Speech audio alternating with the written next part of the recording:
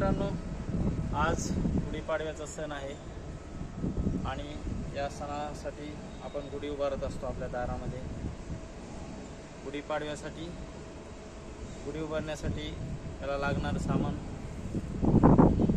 हे पांढरं शुभ्र उपरणे, साडी, ब्लाउज पीस आणि गाठी या गोष्टी लागतात।